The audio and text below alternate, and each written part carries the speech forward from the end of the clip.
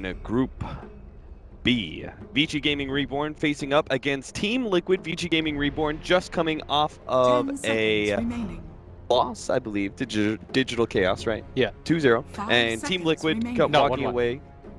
Oh, you're 1-1. right, 1-1. And Team Liquid also walking away with a 1-1 from Liquid's turn MVP to Phoenix. ban. So both these teams really need to get some wins on the board. Team Liquid, of course, expectations for them are quite high. They have already faced up against what we would say probably the tougher teams in their group, and they've traded 1-1 across the board. So they need to be able to rack up some wins against the teams that they are expected to beat. And Vici Gaming Reborn are definitely one of those teams. Obviously, expectations a lot lower for VG.R ever since they brought Nono back in due to Yang unable to get his visa and be here with us at the International, which just means that VG.R not the same kind of expectations for their group, but seeing as they've been dealt a lot of losses, if they could somehow turn things around, it would have to start here in this match against Team Liquid. Yeah. So right now, I was just thinking about the overall format, and I just want to talk about it and kind of voice my opinions. I think for a lot of the top teams, this two-game series thing is very scary because there's a very good chance that a team like Liquid or even one of the top teams like MVP could just 1-1 all over the place, whereas in a best of three, they would probably be favored most of the time. So this two-game series format is incredibly scary because you pretty much could just get cheesed in one of the two games, or still better than best of ones, though. Yes, right? Best of ones are maybe the worst. Yeah. That you can do. Best of two, two-game series / best of three is still a little bit scary for the two-game series, just because you pretty much the pressure is on now because all the good teams so far have 2-0'd Vici Gaming and Fnatic. 5 seconds remaining. So, looking back to previous TIs, do you prefer this format to say TI4, where we had best one, and that was all one group? No, I don't think so. I think this one is better, but okay. It's just scary being the favorite. I think for a team like Liquid. Sure. I used to coach these guys. I know their mentality. They would much rather just play straight up best of threes, where I think they could do well. Obviously, the schedule does not permit it, and more importantly, 10 seconds remaining. you gotta have some fighting chance for the underdogs. All right. Well, with that out of the way, we are going to see things already in our drafts kick up a notch. We had the Bat Rider, first pick, okay, pretty natural. Vengeful Spirit, Drow Ranger. All right, that's fine. Team Liquid, though, with this response of the Undying, we're seeing a lot of Drow Rangers being picked up. This is very clearly one of the heroes of the tournament. Unless something dramatically changes and we see Drow Rangers start just losing games left and right because of some strategy change, got to be one of the big heroes of the patch. So what does Undying provide here that is really good versus Drow Ranger? I think he just runs at her more than anything, and you need to get a Drow Ranger strategy to churn and run tail, because if you just let a Drow Ranger strategy sit there and let her push and set up, it's very hard to win into. And so laning phase is going to be pretty big. Liquid's going to ban up Oracle, a very popular combination pick with the Drow Ranger. Vici Gaming, they've got one more ban to go. They were worried about the Naga Siren, which is amazing against the Drow Ranger. Maybe you ban DP or Timber or something like that, something that can extend game, but not sure which direction Vici Gaming wants to go. 5 seconds They could even ban the Lifestealer if they've been watching any of the games, considering it does look like Liquid really likes that combination of the instant jump with the taxi. Is Keeper of the Light Keeper of the Light, Winter Wyvern, those were two supports that I was going to mention because they're both heroes that I would say from the support position can prolong the game, and they are also effective against the physical damage dealer of Drow Ranger. Obviously, Winter Wyvern with the ult, turn the Drow Ranger aura on, that one person you choose to Winter's Curse, or when it comes to Keeper of the Light, he's got that blind. Beastmaster maybe banned, or he's really common with Venge Drow. Yeah, you can ban BM here. Yeah, or you can ban. I'm trying to think of the other offlaners. Darkseer's not terrible here. Tide might be rough to deal with. Tide might be too slow though for Drow. I'm not sure. We're seeing a lot of Medusa coupled up with the Drow Ranger. Now, is that ever something that is enough of a threat that you consider banning it in the 3-4? Yeah, you can, just because it's a really strong combination. Like Dusa, her problem is that she just doesn't deal damage. You largely build defensive items, so her power curve comes after the 4th item. It's kind of like Storm Spirit, where Storm Spirit feels really strong once you have 3 items. It's not when you have 2 items, it's when you have 3 items. So VG.R, 3 more picks to go. We talked about the Beastmaster being a possibility. You mentioned the Medusa. I think these are both options. I think China also likes to run... Okay, so there's the Beastmaster. That's why I was advocating it as ban. Yeah. It's a very natural combination. I don't think there's a team in the world that doesn't really like Beastmaster with the Drow aura, because what you're trying to do here is you're trying to center the Drow as your kind of the focus of your strategy, but you don't want to all in on it. It's more that you just give her natural ways of getting stronger into the late game. Yeah, it amps up the hero. It's the same kind of concept with the Medusa, right? In that it gives you, the Drow Ranger covers the weaknesses of the Medusa in some ways, amps up her damage a bit, but then also the Medusa provides more late game elements where normally Drow Ranger strats do drop off. At least traditionally, you know, around 35 minutes, we're seeing that obviously be extended a lot more here at the International. And there is indeed the Storm Spirit. So what is the reoccurrence of the Storm Spirit? You obviously like a lot of Storm Spirit, but you said you weren't really a big fan of him previously in this patch. What has kind of changed in players' mindset? 1 second, I'm trying to check how many games I have with that hero. Okay. I have like some absurd amount right now. Do you really? Oh, I thought this was going to be a stat that like says I don't play Storm Spirit all the time. No, I'm pretty sure I have. All right, so I have 673 games with Storm. That's holy. 70% win rate. And his second highest is 98. 108. 5 seconds remaining. Oh, no, 124. 124. I don't actually play. I play a decent amount of heroes, but anyways, yeah. So I time. played Storm like 6 times more than any other hero. So I feel pretty comfortable talking about this hero, but I think the problem with Storm, I know this is a very popular Chinese combo that they run, Storm plus the Drow Ranger, because Storm just lacks damage, and you want to go for that Bloodstone first. Before there was that, I don't know how interested people are in hearing about it, but it was like the timeline of Storm, which was you used to go for the Orchid first, to get the solo pick off potential, but that was before the comeback mechanic.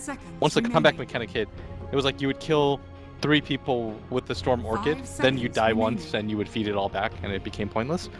And that was the advent of when every single defensive item came into the pool, like Glimmer Capes and stuff like that. So Glimmer Capes were... Storm then could no longer rush Orchid, so then he rushes Bloodstone, but with Bloodstone you need the 3 item buildup.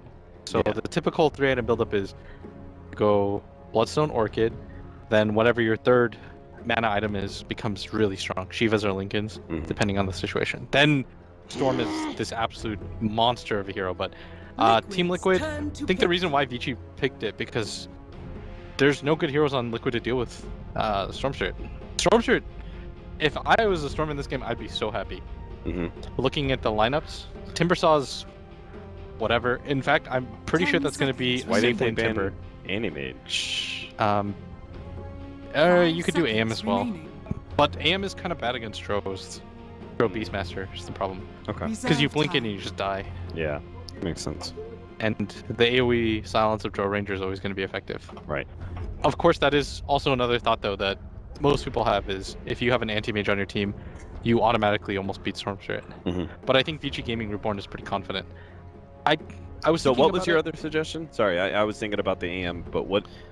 I briefly considered putting Timbersaw in the safe lane and picking a mid hero that would just pair up Storm, but I don't know how likely it is that they do that, because then they would have to take something like DP or... Yeah. It's either you take DP or you take something like an AM, but I think AM's too slow, so you need something that can really just get in there and get on top of her. Maybe they even aggro with something like Luna and leave Batrider to one-on-one Beastmaster. That would make a lot of sense with the Undying already in their hands. Yeah. What is it about Kuro that is picking up all these weird 4 positions? He used to pick up Clockwork, he picked up a Pudge, Undying. What was that in MVP's game? He picked up something. Oh, I'm so good. Well done. That deserves a high 5. Damn. So they switch it up. Death Prophet going to be matched up against the Storm Spirit. Almost like mid. Timbersaw's bottom. Almost like he cuts him in. Almost like I've worked with them before. And there it is. The Skywrath Mage. It's learning how to read how Liquid thinks. I was working with them for quite some time, so you get a general sense of how they feel at the game, and this is going to be pretty common for them, just because I know for a fact that Matsu really likes the Timbersaw, so just a kind of overall good play. But I think I do favor VG.R's lineup. What about that last pick, Skywrath Mage? Because that is also a little bit off the wall. It directed magic damage really good versus Death Prophet sometimes. It the destroys silence Timber. destroys Timber. But oftentimes when we saw Skywrath Mage destroying Timber Saw was back in the old days when it was off lane. 10 seconds Here, remaining. obviously, Skywrath Mage won't be able to put the same kind of early harass on him. Yeah, I will say though that post draft I do favor VG.R. This is Prepare for battle. as objective as I can get. I think VG.R have the better lineup here, and Yeah, I mean, considering the fact that we're talking about the draft in a way where it's like they have to make this kind of adjustment or something. Yeah. You know, that kind of says last a lot player about to be the killed, draft. we have to choose it randomly. I chose end. Time of first tower destruction 5 to 8. Total number of smoke tank kills at the end. I think this is going to be a high number. Yeah, I'm gonna say 9 to 12. Oh, DDC Up at looks top. like he's dead. okay, so Liquid needs things like this, and getting it on your Death Prophet is probably the best hero that you can possibly get first blood on his mid laner. Highest magic or pure damage? Maybe no. I will go with Matama. Maybe Matama Man. Yeah, that's 30 seconds. to Timber battle. Saw. That just seems like outputs that'd too be- much. All right, so I randomly selected mine this time. I just kind of clicked around. Yeah. But I do think though that VG.R have the easier to execute lineup. I think this is the best way to put it. I feel like VG.R's lineup, it kind of adds up to me, and it's easier to play. Yes. Just to give you some insight, I think Liquid really likes the high execution style, but the one downside is that there's a lot of variance in The it. battle You need your players to be begins. on top of their A game, and What? Okay, explain that a little bit. The high execution style. Contrast that with a team where you think they are a little bit more. Low execution sounds like an insult almost. It's but not really. It's like going with what is reliable, right? yeah, it's more like, for example, some teams really like that advantage of the laning phase and Yeah. snowballing into the game. Like old OG is the best example of that, where they would really like to get a good laning phase and just kind of Okay. snowball to a win. Mhm. And their lineups were often very reliable. Like no matter what the situation was, you could be like, oh, that's a very good lineup. Where Yeah. as a good example is Liquid, when they played game 1 against MVP, there was a very good chance of them just straight up losing that game. And even though I talked to Heen briefly outside and I said, how do you think the draft went? He said, I think Liquid had the better draft, but the problem is Liquid's draft is it's always going to look wonky at first. Right. Like they're sort of used to being down in net worth, and they kind of have to claw their way back into games, and Right. it is going to be the aggro try. With It almost feels like with the cheating Bat because I just knew they were going Rider. to Yeah. a mentality thing. Yeah. You want the Timber Saw to be able to have a solo lane, so he will have that at bottom because they know Mikasa automatically is going to be jungling with the Iron Talons. So Matu gets the total free lane, should be top CS of the board, and we're gonna flame him if he's not Indeed. in 10 minutes. Yeah. I haven't really gotten a chance to talk to the Liquid members since, but I'd imagine that they're not too happy with the split 1-1s, and this is kind of where you need to turn things around. But like we said, I think I favor VG.R's lineup just because I think it's easier to execute and there are more options for them. Yeah. Like Liquid have to really dominate this laning phase if they're going to stand a chance. Isn't this so silly, by the way? It's so there's a Beastmaster jungling, and he knows it's a Timber Saw bottom solo, Mhm. and yet he still continues to jungle. And if you look at his levels, he's a higher level than the Timber, Yep. and that is how offlane Beastmaster is. Like, Yep. he has a free lane, and nobody's opting to go there. I would really like FY to just go down there because he has really high move speed, Mhm. and it's hard for... Instead, he's going to try and contest bottom for Oh, the he got rune, it. and he did manage to pick it up. He's going to take a lot of damage in return, but Storm Spirit will back him, That and was it's going to risky. be Radiant's Fada middle who's forced tower away. is under I'm surprised attack. that FY went for that, but feels pretty confident right there. And the most important thing is that he's just wasting Fada's time, force him to go back. Yeah. And if you're a Death Prophet player and you're playing against a Storm, you really want to get kills early on. And whenever I play Storm and I'm against a DP and the laning phase goes somewhat even, incredibly happy with Yeah. the situation. And right now, that's happening. Oh, the pullback here, and in some serious trouble. The Tombstone's going to come out, guaranteeing the run down there. Jerix is going to be the one to pick up the second kill of the game. Yeah. We saw that coming, though. This is why the aggro trialing was so predictable is because typically you'll only see the bat and the Undying go for it, but when you take that Timbersaw, you have to always have that assumption that he can go for the safe lane, get abusive in that lane, and this is what's happening so far. At the same time, though, the downside of aggro trialing has always been that you just fall far behind in terms of levels. Yeah, you have to get these kills, otherwise you fall off naturally, right? Yeah, that's always the downside of stuff like this. VG.R made sure that they block their own camp, which is something you don't see very often, but in aggro trialing situations, you do it because you realize that the aggro trialing, if you're aggro trialing, you feel like your lane is stronger. Yeah. Unless it's out of desperation, but if you're doing that, it means that you're going to push out the lane more actively, which means that you'll have better access to this jungle camp. That's why we see dazzle dual lanes that are so frequent. Cap, because in mid lane, Nono might be going down. They're gonna run around. They are gonna be able to get a lot of damage on Nono and ensure the kill. Fada runs him down underneath the tier 1 tower with a little bit of help from behind. Meanwhile, at the top lane, Mind Control is gonna be chased down. They know they're missing the Undying. It's a good opportunity to try and get some damage out. Mind Control is tanky enough and fast enough to get away from danger. Yeah.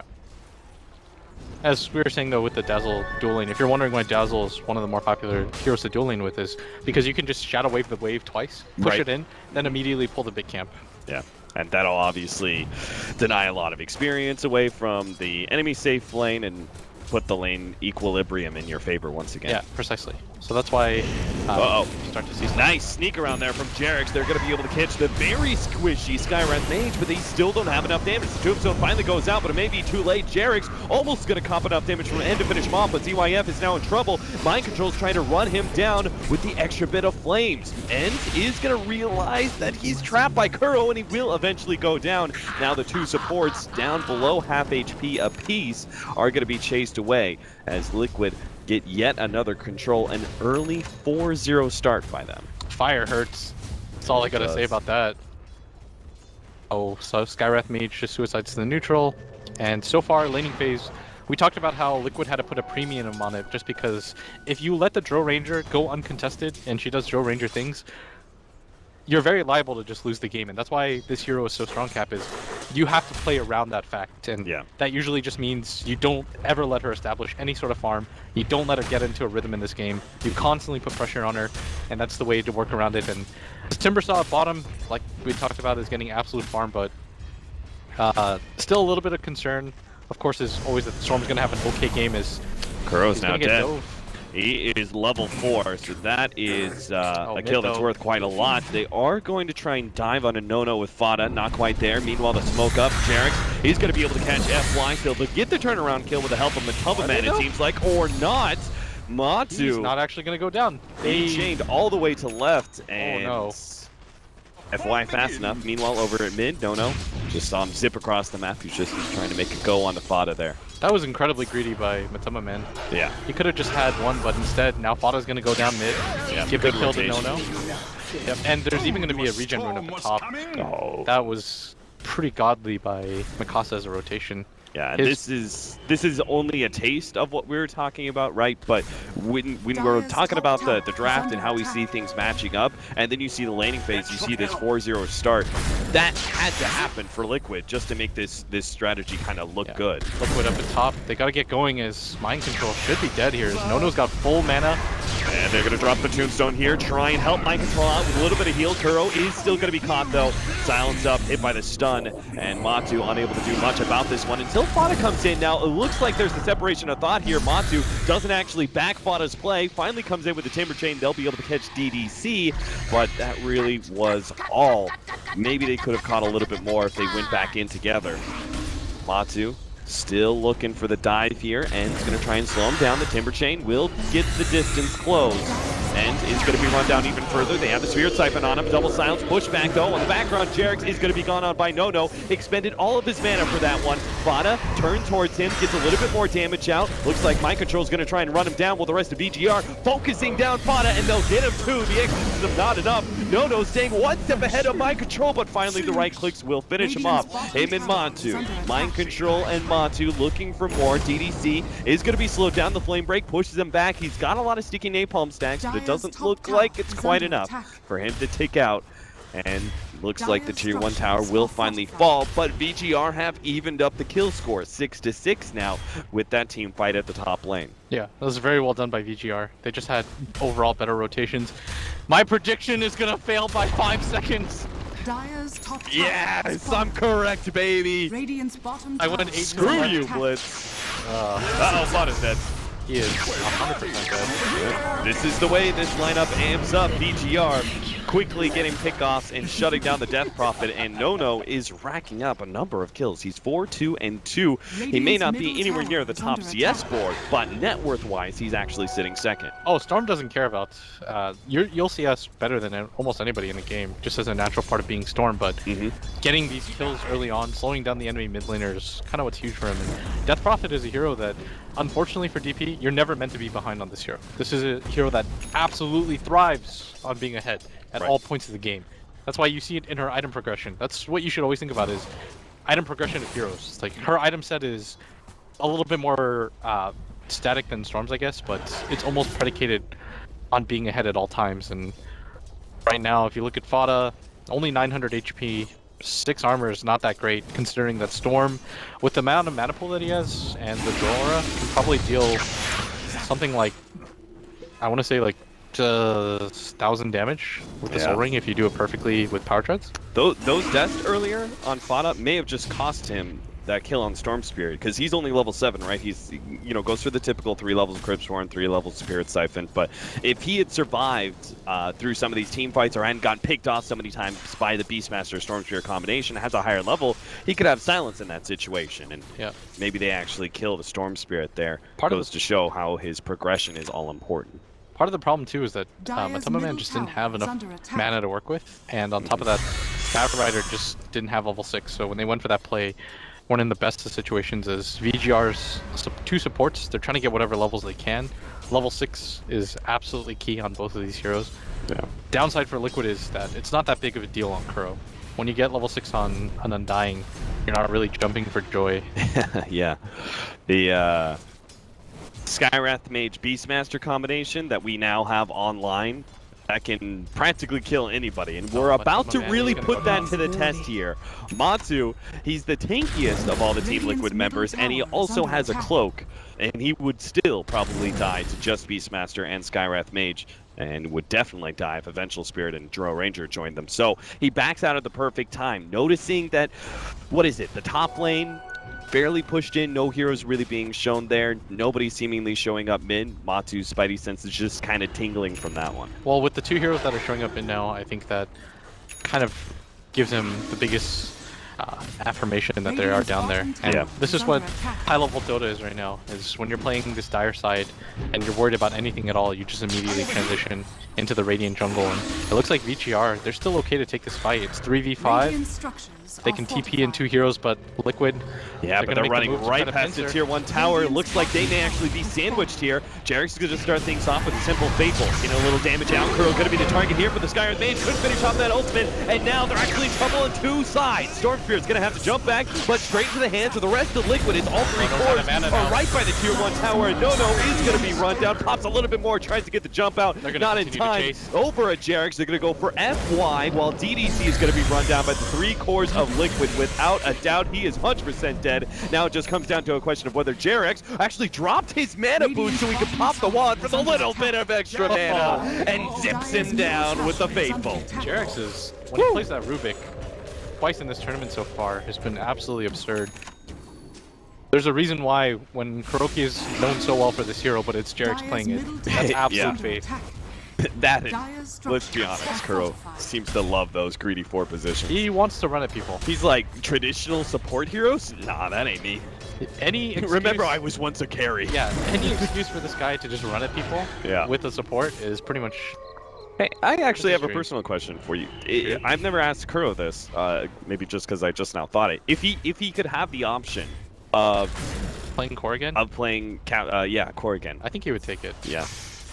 If he had a captain like he really trusted and didn't have to do that role, and he could free himself up to be a carry again.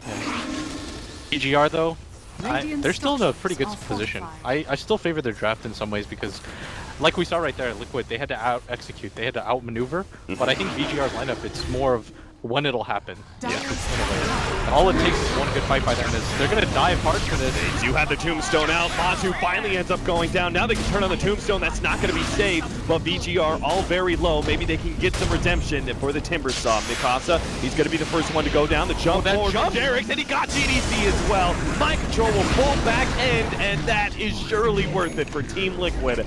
Trading the Timbersaw for 3. Jarex with that stolen ball lightning, cosplaying as Storm. The best feeling in the world when you're a Rubik. He's getting all the mana efficiency too. Yeah, Rubiks are, it depends. If you're ahead with Rubik, you feel fantastic against Storm because you have one of the best ways to deal with him in that instant lift. At the same time, I think Nono, his game is still somewhat okay.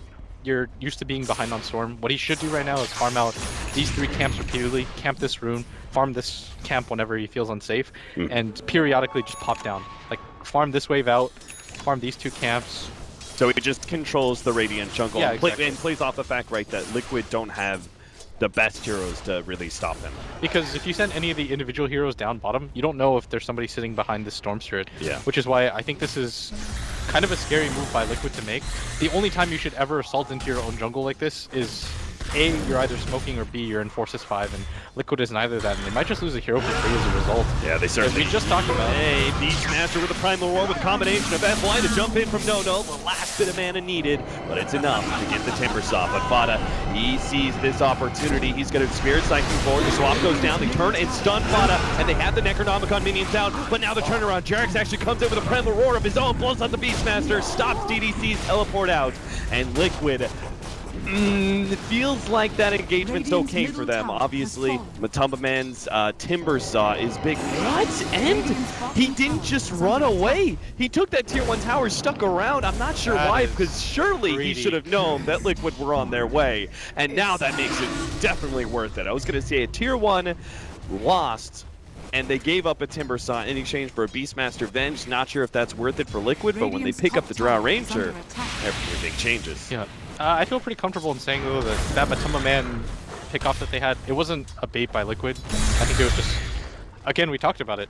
Like, these plays are very obvious. The Dire is always going to evade your jungle like that. Yeah. And if you ever, this is for casual pup players as well, and hold that thought is FY at bottom is definitely going to go down. Not much needed to be said there. Yeah. When you're playing aggressively, you should always think about the psychology at Dota. It's, you want to place wards in the enemy jungle because there's no point in playing in your own jungle. So you place wards down there and you're always going to fight where you have vision. So both teams mirror that sentiment exactly, right? So there's one ward over here by Liquid, and there's one ward down here by VG.R. So this there was 2. Yeah, exactly. It just got countered. So VG.R are always going to fight where they have ward vision, and they're going to have superior ward vision there. And they're almost always going to be there as 3 or 4. Liquid then have to prepare with the same number or overwhelm. So the best way to do that is usually just a smoke gank, but it's just unnecessary play there. And now Nono up at top. He should be okay here. Mind Control's going to find him. Oh, man. He actually got that last one time. Not sure if they had the burst damage, though. No, still has plenty of mana to make another jump if necessary, but it certainly is not. Yeah. Jarex, though, for Liquid so far has been an absolute wonder. Yeah, he's stealing the ball point. lightning into the Primal Roar.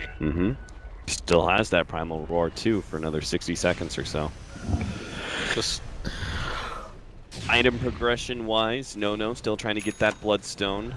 We've got that Necronomicon 1 on Mikasa, but still, VG.R, their full strength is not going to hit for anywhere from 5 to 10 minutes, depending on how slow these items finish up. They get the Bloodstone and the agility items in from the Drow Ranger and that Necronomicon 3, VG.R may have another chance at taking these 5-on-5 team fights, but it seems like right now Liquid do hold a significant advantage, thanks in part to certain net worth leads like Matu completing a Bloodstone now. I'm more concerned about the fact that the Drow is so underfarmed. Yeah. And that one death in mid, like you pointed out, was kind of unnecessary, and probably even more important than that, as up at top, we're probably going to see an engagement here. Mind Control TPing in, doesn't have the ultimate available, but he's still going to make the aggressive jump forward as there's a tier 1 available to them, and should get chased down here. As 3 seconds left for the blink.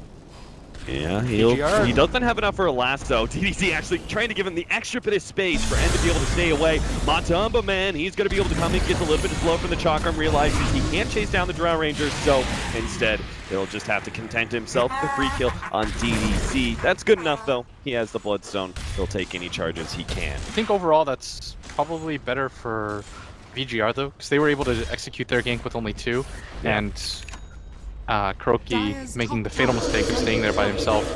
It is going to lead to a natural transition into a push, but we talked about it. Storm players, farm these 3 camps, set up for kills at this bottom lane, and just keep abusing this rune over and over again. Best piece of advice that you're possibly going to get, and you're seeing it in action by Nono right now.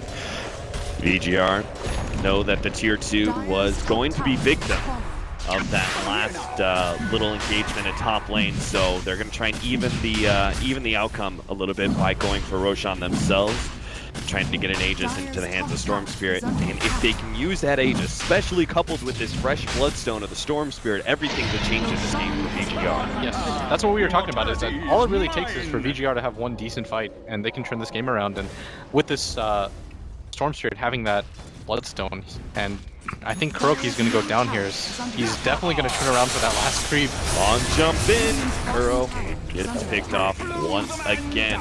We're going to see the tier 2 fall as a result, and Liquid aren't really doing much around the map in response. Yeah, that was... should have been a little bit predictable. I don't think VG.R even smoked for that. They just simply ran down, but ran through areas where they didn't have ward vision, and I really like this pickup from End. He's going to go for the Shadow Blade, kind of turn into more of an assassin role rather than just straight up fighting. And with that Aegis, this is going to afford VG.R a lot of space, because we talked about it. There's not a lot of disables for Nono. How do you expect to take him down twice, especially with the Aegis?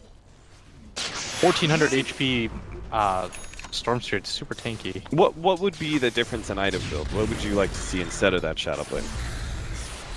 I'm maybe okay with it. Yeah, okay. I kind of expect Dragonlance almost several times now. Yeah. Which I think has kind of been the flavor. Which would have been the more sort of, all right, let's push high ground sooner rather than later. Yeah. This Shadow Blade says more about controlling the map and finding pick-off opportunities between you and the Storm Spirit. Yeah, exactly. Making room for them. Well, apparently they did smoke, which is blind. Very well. But it is a pretty good play to go for this build. I do like it a lot. KB picked up by the Death Prophet.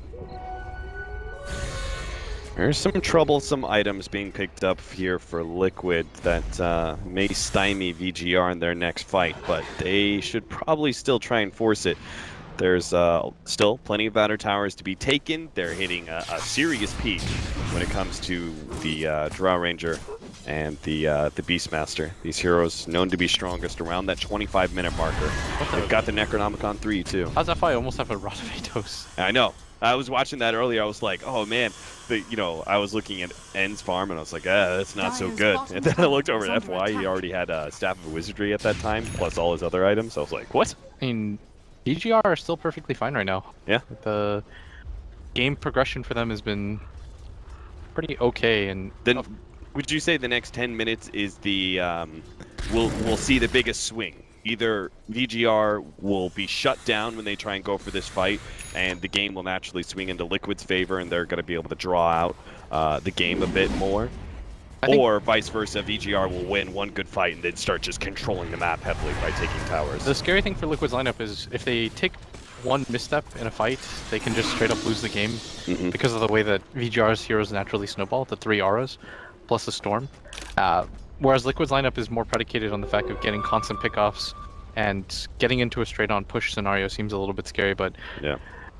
The smoke up, they're going to run into Liquid. It's going to be an awkward fight. They're going to have to go to the high ground, and a force step forward actually gets Kuro out of danger. A run-in from Nono is going to try and chase down Kuro, but meanwhile, in the middle of the fight, we already see the Beastmaster being taken out. Now they're going to try and focus down Fada, but he managed to get the Yules off, but just gets blown up by the physical damage. Maybe Matu can turn things around. He will be able to take out the Aegis. Gets a little bit more damage on DDC, but it's all trying to full-out retreat. Derek with the stolen swap will save. Turnaround kills DDC, but Nono's on the hunt. He still managed to chase down Matumba Man. FY will not be victim to Jerix's shenanigans just yet. 4 down from Team Liquid, and VG.R only lose 2 plus the Aegis. If they could have gotten the tombstone there at the last second, they probably turned that fight, especially with the way that they were clumped up on the side of VG.R. But Jarex did pretty much everything that you can possibly ask out of a Rubik to win a fight. He stole the roar, he stole the swap, he did everything that he possibly could to try to save his teammates, and it still wasn't enough, and that just... again, it shows you the strength of VG.R's lineup is that they can make all of these errors into the mid game and still be successful. Right. 17 Bloodstone charges now on the Storm Spirit. At the BKB, they've got no way to control him besides that lasso. Yeah. If he pops the BKBs, so that is quite the predicament now. How do you play this as mind control? What is your thought process? Do you still go for the Drow Ranger? Do you look to control the Storm Spirit instead now that he doesn't have the Aegis? I think you pretty much just have to kill everybody else. Okay. I'm not sure. We talked about it before. So try and initiate Drow first? Yeah, you just kill everybody else on the sidelines, but if Drow gets a BKB as well, I think Liquid's game is... I don't want to say it's over, but it's really hard because the 2 cores from Liquid just don't counter VG.R's cores anymore, and that's what we were always talking about. Even with Liquid having a 5k gold lead, you don't feel comfortable with the pace of the game anymore. And now VG.R, they're gonna just see all of Liquid gathered around in their jungle. They might even decide to take this fight as a result. Rod of Atos up for FY, and he's soon gonna have his level 2 ult. This can actually mean that FY could single-handedly kill some of the weaker heroes on Team Liquid. Liquid probably the best possible move that they can make is grab a gem and de-ward and try to play the positional advantage. Because when it comes to the straight-on team fights, I think the game has just become way too forgiving for VG.R. Yeah. No, feeling brave enough to push all the way into the tier 3 tower. And his teammates left him a nice little present in the bottom half of the map. There's a double damage rune, so they may try and take a fight with that one in the next 2 minutes. Probably wait for the next Roshan as well. Yeah. They have dire side advantage and a Drow side. The pressure is on Liquid right now to run at them, and probably going to go for KB of his own. Yeah. So VG.R, that's got to be the game plan, right? 100% is at the very minimum wait for BKB, if not BKB and Aegis. Yeah. If you're in that position, I simply think that unless Liquid Jarex steals like Roar and he steals... Well, that almost feels like an inevitability at this point with the way Jarex is playing. If he steals like Roar into the Skywrath ult and he gets both of them off into the Storm, I could conceivably see them win a fight, but this is a 17 Bloodstone charge Storm. And now Liquid, they're just running in, trying to see if they can create some space for themselves. As No is all the way at bottom. This might be an opportunity for them as I think VG.R, they're pretty well aware that Liquid are smoked up. And in fact, they're going to get out. They should even see the fire. Very clear game understanding here from VG.R, knowing that Liquid, as you said, the pressure is on them. Liquid need to be able to find some sort of opportunity. Matu will be able to get away. He gets a Timber Chain out. No's still going to pursue, though, with the BKB, the Skywrath Mage. Oh, they have the Glimmer Cape, though. That saves a lot of damage, and Liquid are now going to try and turn things around. Knowing that the BKB is on cooldown, they can still take a fight. And if VG.R don't actually try and meet Liquid head on here, that'll be the loss of a tier 2 tower. There's an Arcane Rain on top of that for... No, that's... He's gone DD into Arcane. Okay, so Dream. This means that it's now VG.R's time to strike, right? Yeah, you just wait for the exorcism. The ghosts are almost down. I don't think Liquid expects this fight. It's the big thing. Yeah. They might just run into Matama Man here. Surprise, Matama Man. Oh, there's the force tap. He gets a little bit of space. Fauna is going to lose his exorcism now, though. There goes a lot of the damage. No is silenced up. Matama Man can't quite get the damage. Now he's the one silenced up. But Liquid, they're actually ripping through all of these heroes one by one. They're cleaning up the rest of the sideline. Jarex is actually going to be able to survive through that. They easily get the kill there. And on the side, and is also going to die on the Drow Ranger. So, Liquid, whether they expected it or not, they managed to win that fight, and now are they in a position to go high ground? They don't have Exorcism, but it looks like they're going to try something. Without Exorcism, I think you just disengage. Maybe they're just trying to be... Oh, no. Oh, mind control. All right. That bird's dead, though. He'll think twice about scouting for anybody in this game. Yeah. Oh, man. Bird lives matter. That would have been, you know, a great extra pickup if they had actually gotten that Beastmaster instead. Right there. 60 gold. That's what that was. Wow, long jump. And Kuroki is actually Nodo's in serious trouble. Oh, BKB and has TP out. Oh, you don't like, dude. You don't want to lose those charges. Yeah, you don't want to lose those Yeah. BKB charges early on. And man, what had? I think the roar just does nothing now. If you think about it, the roar plus Skyrath ultimate combination, just because the Force Staff. That was beautiful Force Staff. They get him out of the way, then they Glimmer Cape up. So then Matama Man doesn't die. And VG.R at that point, you saw the worst thing that can happen to a team that's ahead. They hesitated. They kind of second guessed. They're like, can we still take this fight? And once that hesitation hit, Liquid just like continued to run at them. Yeah. VG.R completely fractured in the team fight. A really good team in that situation, Cap. They back as a group. They continue to ball up to make it so that Liquid have to run into them. But instead, VG.R, they panicked. They split up into like 4 different directions. Yeah, I had a hard enough time following all the action. I was like, okay, one hero's gonna die there, another hero's gonna die there, and ends up dying in the river as the last man standing.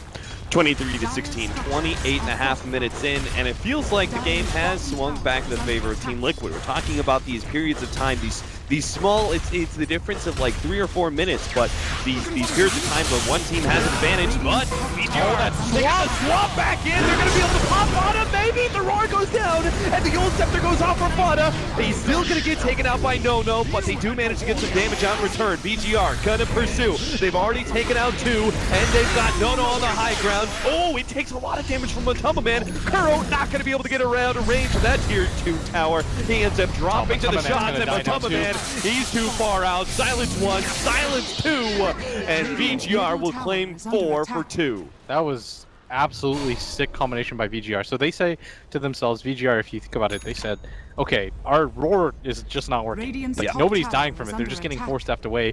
Liquid is being cognizant of positioning at all times. So why don't we add an extra value to that? If they use the swap as an offensive tool instead of what they've been doing to run away, they can simply win that fight. And without that roar swap, I mean, the Death Prophet probably just turns around, gets all of his 3 Spirit Siphon charges off, and we've got a situation where VG.R just get crushed in the fight. But instead, that was absolutely sick. VG.R, they crush it. They find the slight difference in tactic change within the team fight to make things go their way. Liquid have to hurry for this. They have to know about this Aegis attempt, but yeah, it's too late. They're just not in time right now. Even if Matama Man goes in right now. And once again, we will see, like a clock, the swing back and forth. The game now in the favor of VG.R, at least these team fights right now. They've got the Aegis on a Storm Spirit with 20 Bloodstone charges.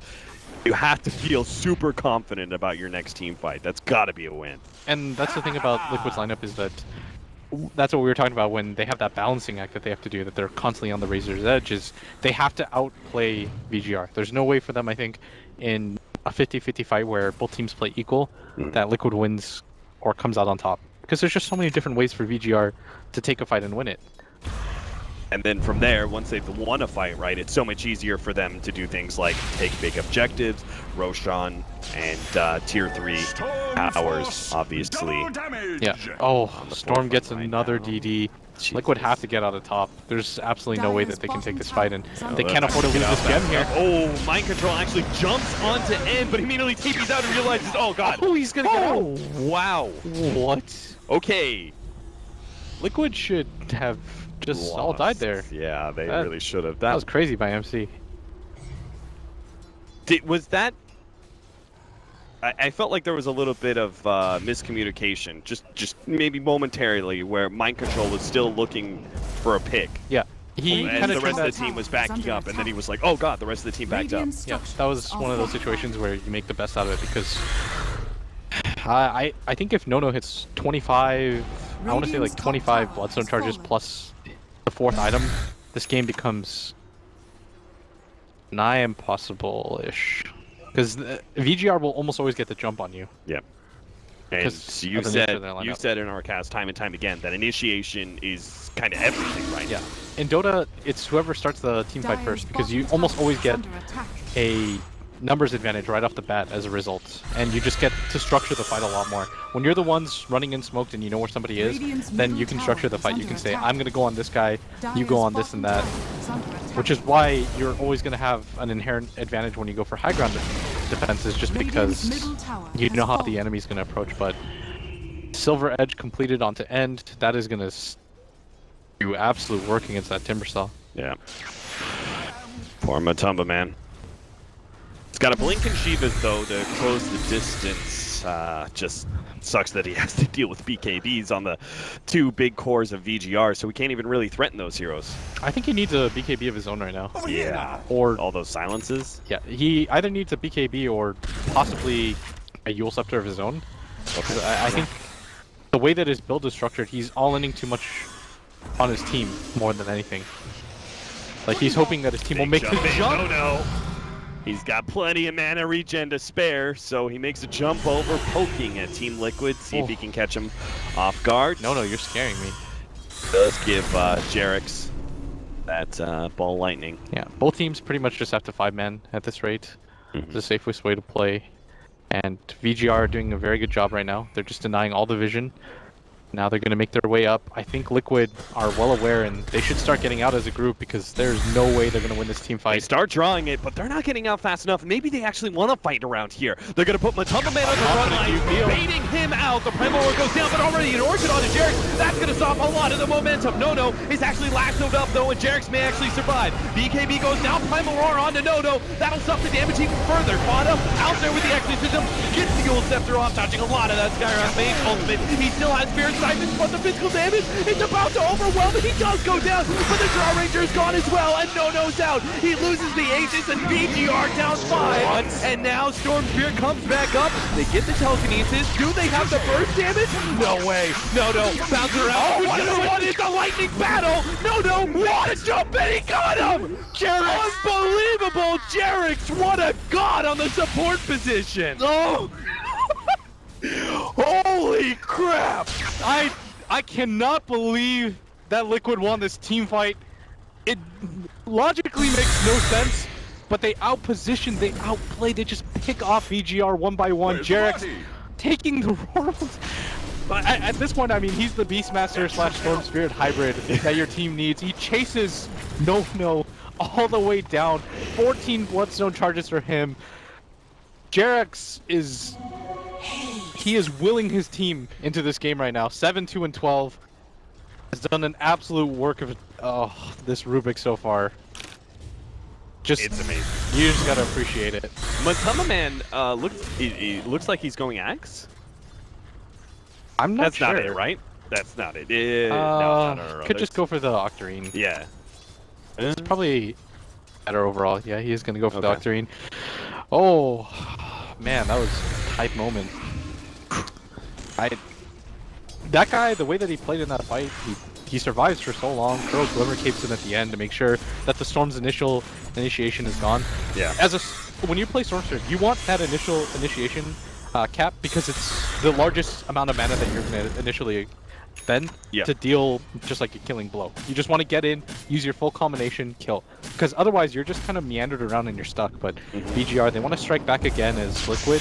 Are they prepared for this as the long zip in? No, he's going to be hit by the telekinesis before he can jump back out. He instantly gets lassoed. He's BKB though, there's not a whole lot of physical damage, so he will be able to survive, but VG.R, they have to cost VG.R so much. In fact, the disengage may not be successful. A long jump over, Jerix, careful friend, he may have jumped a little bit too far in. VG.R separating out now. And they are going to be able to escape with everyone. And Papa the BKB TPing out. Storm Spirit made the long jump away. And the rest of VG.R hiding on the sides of the map. So, unsuccessful initiation there from VG.R, but they didn't lose anything for it, just a BKB charges. It was pretty good by VG.R. They were trying to make an active move. The Storm Spirit thought that he would be able to get a kill, but again, when you make that first jump as Storm, want to get a kill. If you don't, then you're kind of just They're just kind of stuck there. They're not really sure what to do.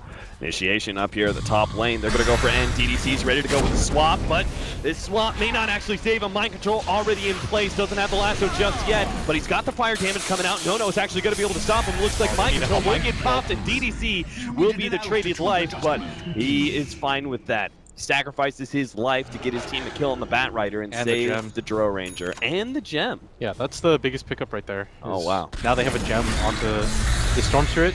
And what was the saving grace for Liquid is that the Storm didn't have a dust or anything, and he doesn't want to buy a gem of his own. So that Glimmer Cape was absolutely destroying him, but now he just makes that jump, goes for the kill, commits for it anyways. And it's going to be hard for them to take that fight. So the teams have just swapped gems right now.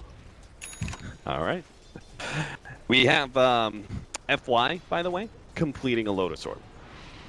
Oh, why is there a casual cloak on the ground? You see that? Where? Oh. That's 250 gold, man. That was probably the gem drop from that fight.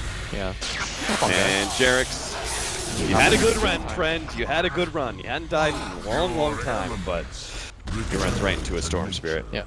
And this is exactly the type of game that VG.R wants to play, is they just want to scare Liquid. They want to feel like they're everywhere. And Liquid kind of settle into this farm rhythm while they have heroes down, but... What items do they need next?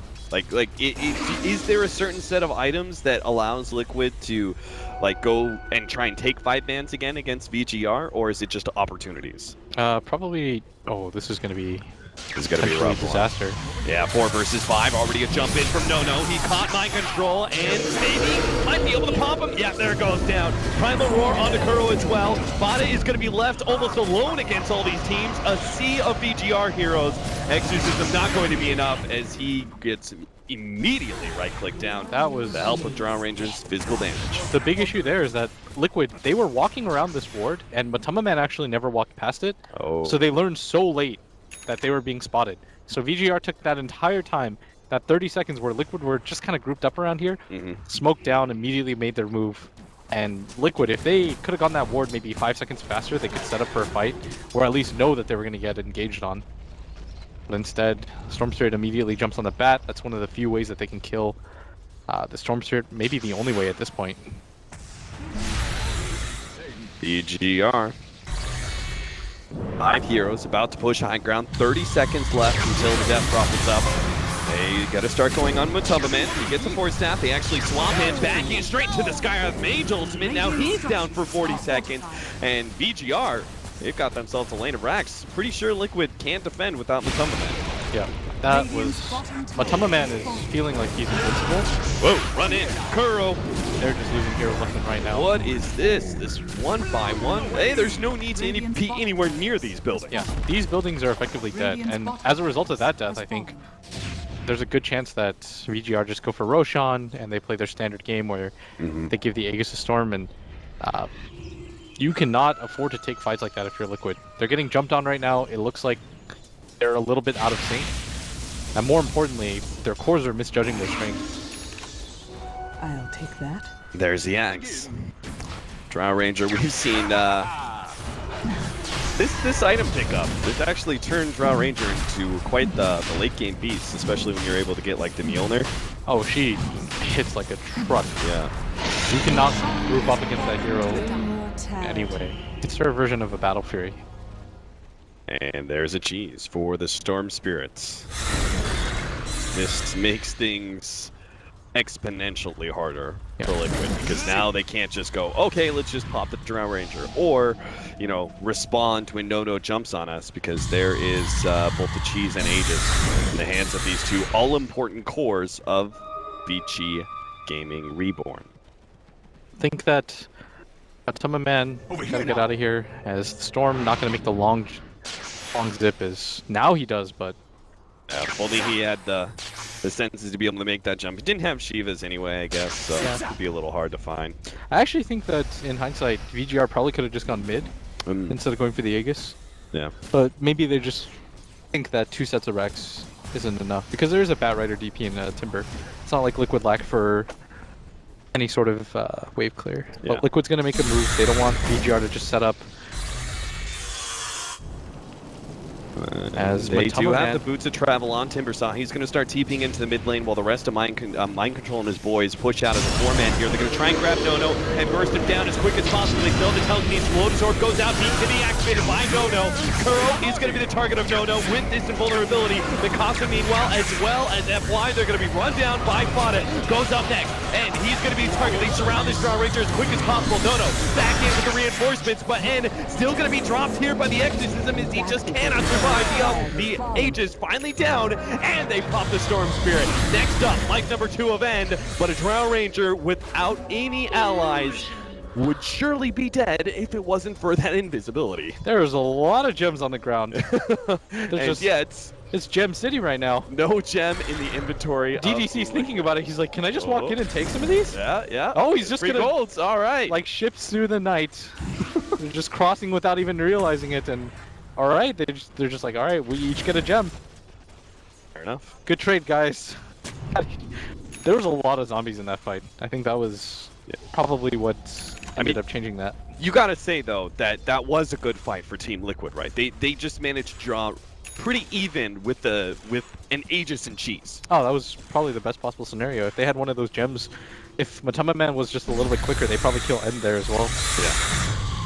The downside for VG.R is that they're really rapidly running out of PKB charges, but alright, if Nono doesn't kill this item, I'd be sad. Like, there's no reason not to. It's not his null talisman. Yeah, the courier's gonna come up here. It's gonna go to the secret shop. It's gonna pick up that null talisman. Yeah, you can just deny 500 gold, man. Listen, if we end up seeing some point where Liquid need a buyback on a hero, and that null talisman is what gave him the little bit of extra gold for a buyback. Okay, never mind. The Matama Man forgot about it anyways, and he just bought his Dagon straight up. Oh yeah, he did. I like Dagon, right? I think it's a really great late game item. Is it really better though than going an Aghanim Scepter now than for Timbersaw the Dagon later? Late game Timber lacks burst damage so hard. I know that sounds odd, but when you're a late game Timber with an Octarine core, you just want to zap people. Okay. It's a really awful situation to just kind of sit there. Nobody really dies to your combo anymore because everybody has 2000 HP. So you need a way to finish fights, and that's why oftentimes you'll see people, when they have the 6 slot, they sell the Ags, grab the Dagon 5. Storm Spirit still has that arcane rune. Hawk might have gotten a little bit of idea of that smoke. Not quite sure. If not, it's going to get some information that they're not seeing anybody in base. And looks like VG.R. Well, the board's going to spot him out as the smoke pops. Nono's going to jump over. Tries to go for Curl first, but the right man. Jesus! Matama Man just loses it. VG.R. are now going to steamroll through Liquid, it seems. They have the Tombstone out. Fada's trying to make his retreat past the Exorcism, plus some Spirit Siphons, but inevitably he's going to get right-clicked down. The pull back there with the help of Lotusaur. Ghost Scepter buying some time. He's getting a lot of damage out, but it's just never going to be enough. VG.R taking his 5 and will finally kill him. Buyback immediately there from 1, but he doesn't have the Exorcism, nor do they have Matama Man. He's still 30 seconds down in the grave. I'm not sure why Matama Man got so far away from the rest of his team. VG.R probably would have lost that fight if Liquid stayed together as a group, if you just consider how long that Death Prophet survived for. She did so much damage, but the other primary damage dealer in this Timbersaw just kind of went in 1v4, and Nono with his BKB was so hard to take down because he still has 2400 HP and 30 armor on him. This is a hero that doesn't go down easily, and now Liquid gonna get mega creeps, and I think Fada comes in, gets swapped actually, pops his BKB with the physical damage on the right-hand side from N is destroying him. Matama Man's going to be up next as he's sitting inside the Skywrath Mage ult, and just like that, GG is called from Team Liquid. And VG.R, we set the story here that VG.R would need at least one win against Team Liquid to really turn around their score in the group stage right now. They've already done it in game number 1. We'll see what happens in game number 2 though. Yeah, in this game, I think, like we talked about, VG.R had the superior draft, or at least the easier to execute draft. Even though Liquid constantly outplayed them in 2 or 3 fights in a row, I still always got the sense of this game is just one fight away from VG.R destroying it, because I think